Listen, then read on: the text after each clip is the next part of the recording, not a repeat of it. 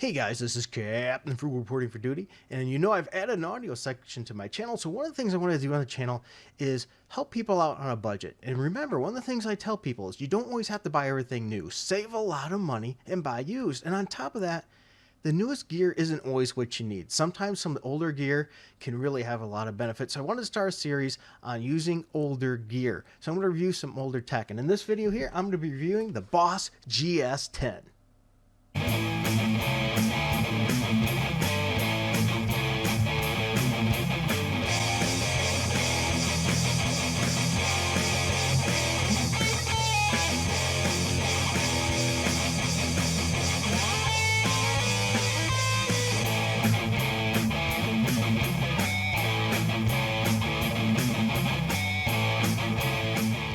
Hey guys, this is Captain Frugal reporting for duty. I want to show you one of the greatest tools that I use in just my little office, because when I'm not in the studio, I still like to be able to do some quick sketch recording and things like that. And I thought, what better thing to review some old tech, the Boss GS-10. So what usually I would have up here,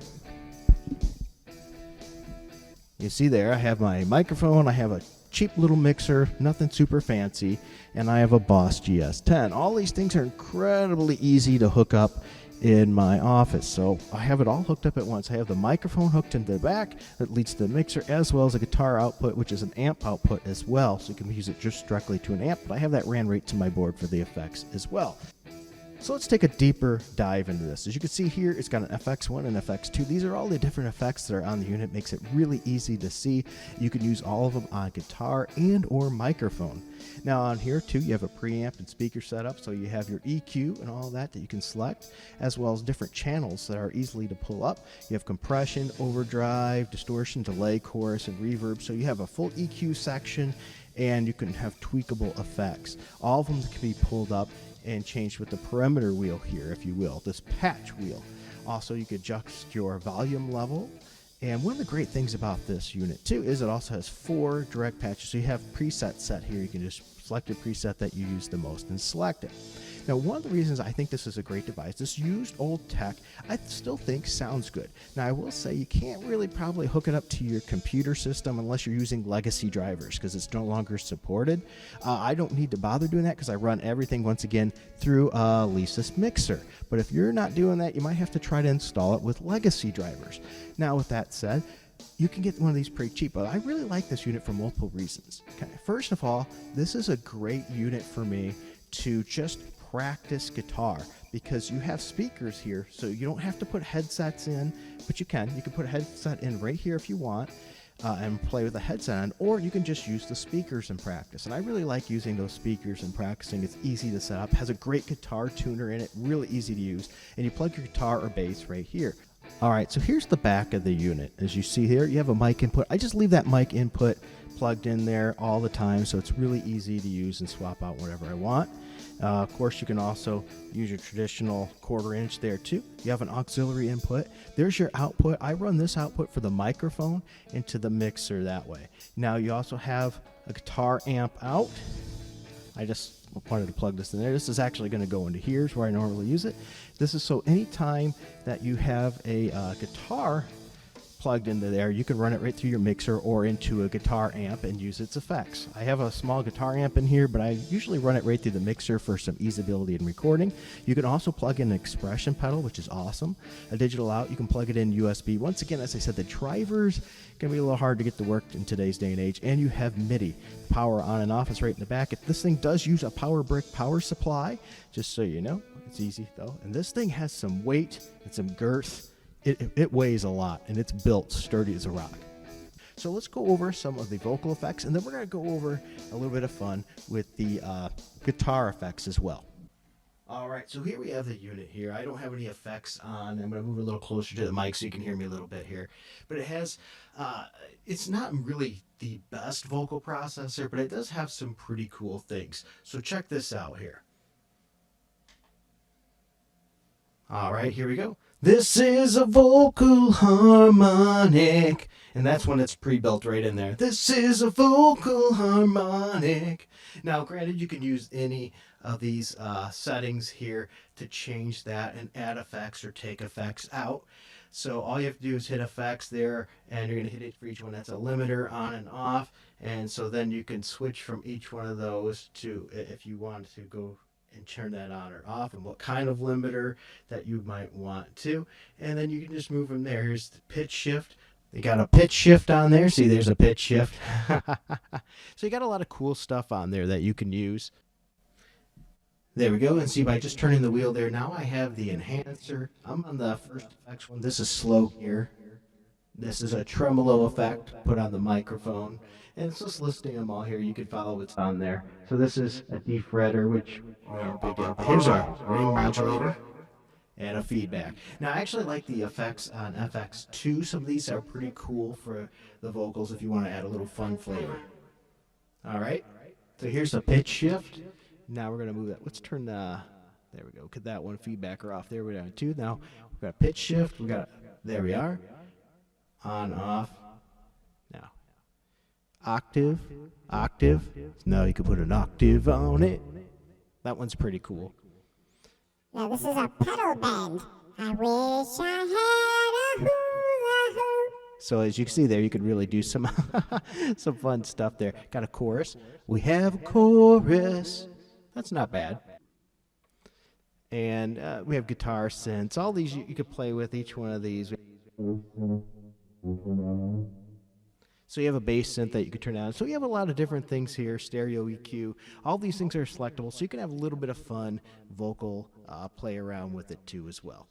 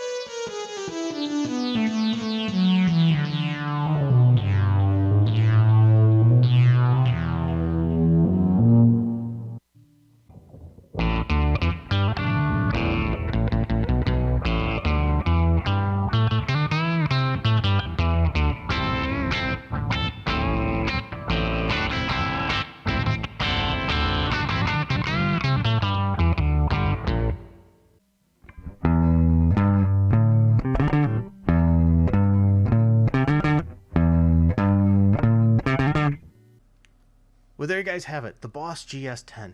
Built like a tank. Really easy to use with everything on the front. I really appreciate how easy this thing is to use. I love it as a practice amp. I like to use it for guitar effects, for quick scratch recordings, or recording when I'm in my office and not in the studio. It does quite a good job. You can use it as a microphone processor, bass guitar processor, synth processor, all kinds of things in this little device. You can get it used really easily. Just check it up for on eBay and things. Look for a good price. Sometimes people try to gouge you on that. Be careful on that as well. As I said, it's really easy. It has a power, the phone's input right here. So you can put your headphones in and listen if you want nobody to hear you at all. You have your guitar and bass input here.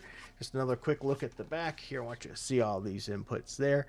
All those there for MIDI, microphone inputs and outputs. Really easy to use. You just plug it in, hit the power button right here on the back, turns it on, and make easy dial adjustments for anything you want. You have, I believe it was 100 presets and 100 user presets. So you could take those presets, modify them, change them, and save them to 100 user banks, giving you all kinds of versatility. I love it working with that here in my home office for when I don't want to go up to the studio and I don't need to. I'm just maybe doing something small that I don't need as much stuff, or this I know will do what I need to do, like a little guitar part or something like that, or a scratch track. I have an idea and I want to play around with it and bring it to the studio later. This is a great tool. You can plug it into an amp too as an effects processor.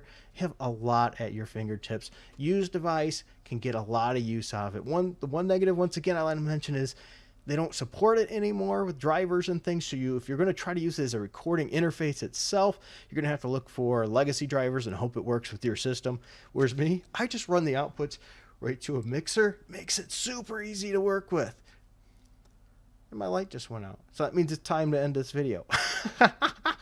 All right, guys, hope you enjoyed this video. Like, subscribe, hit that notification bell. Until next time, keep it frugal.